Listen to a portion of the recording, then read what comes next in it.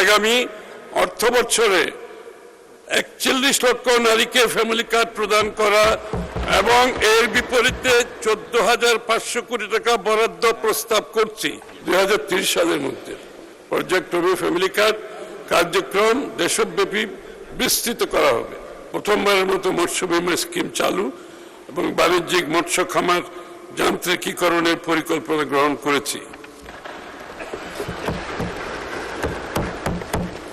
হাঁস মুরগি ও মৎস্য খামারের জন্য নিরাপদ ও মানসম্মত ফিড উৎপাদন ও সরবরাহ নিশ্চিত করার লক্ষ্যে আমরা প্রয়োজনীয় পদক্ষেপ গ্রহণ করেছি। গবাদি পশু পালনকারীদের ন্যায্য মূল্য নিশ্চিত করতে ভর্তুকি, সহজ ঋণ, বীমা ও বাজারজাতকরণ সুবিধা প্রদানের লক্ষ্যে এ খাতের খামারিদের ইতিমধ্যে কৃষক কার্ডের আওতায় আনা হয়েছে। তাদেরকেও কৃষক কার্ডের আওতায় আনা হয়েছে।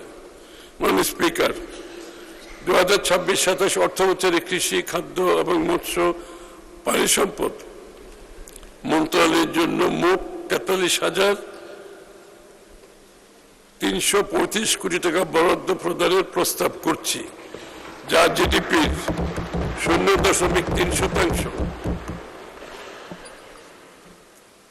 সামাজিক নিরাপত্তা ও অন্তর্ভুক্তিমূলক উন্নয়ন, দরিদ্র নিরসন ও সামাজিক সুরক্ষা। মাননীয় স্পিকার, আমাদের সামাজিক নিরাপত্তা কর্মসূচির লক্ষ্য হল সকল নাগরিককে। আমি ভরসা রাখি হিরন স্মার্ট ওয়াটার পিউরিফায়ারে।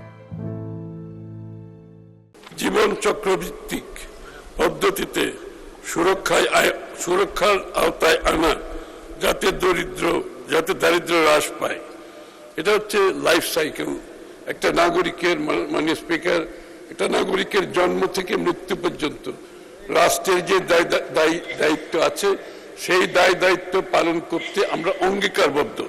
এজন্য এই যে লাইফ সাইকেলের ভিত্তিতে তাদের জীবনচক্র ভিত্তিক পদ্ধতিতে সুরক্ষার আওতায় আনা, যাতে দারিদ্র্য হ্রাস পায়, বৈষম্য কমে এবং অন্তর্ভুক্তিমূলক উন্নয়ন নিশ্চিত হয়।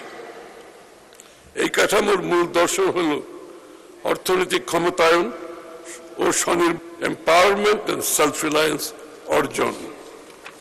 সামাজিক নিরাপত্তা কর্মসূচির মাধ্যমে আমরা একটি বৈষম্যহীন, মানবিক, কল্যাণ ভিত্তিক রাষ্ট্র গড়ে তুলতে চাই। এ লক্ষ্যে সরকার বেশ কিছু কাজ গ্রহণ করেছে। সামাজিক সুরক্ষা ও নারীর অর্থনৈতিক ক্ষমতায়ন নিশ্চিত কল্পে আমাদের সরকারের সিগনেচার প্রোগ্রাম ফ্যামিলি কার্ড কর্মসূচি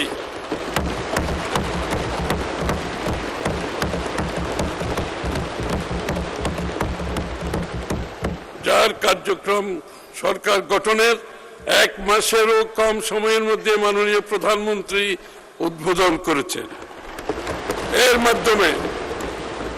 এর মাধ্যমে পরিবারের প্রধান নারী ব্যক্তি মাসে 2,500 টাকা করে ভাতা পাবেন।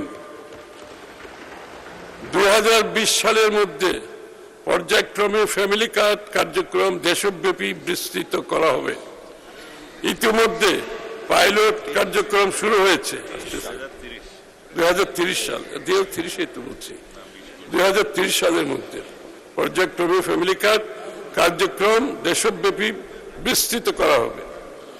ইতিমধ্যে পাইলট কার্যক্রম শুরু হয়েছে। আগামী অর্থ বছরে ৪১ লক্ষ নারীকে ফ্যামিলি কার্ড প্রদান করা এবং এর বিপরীতে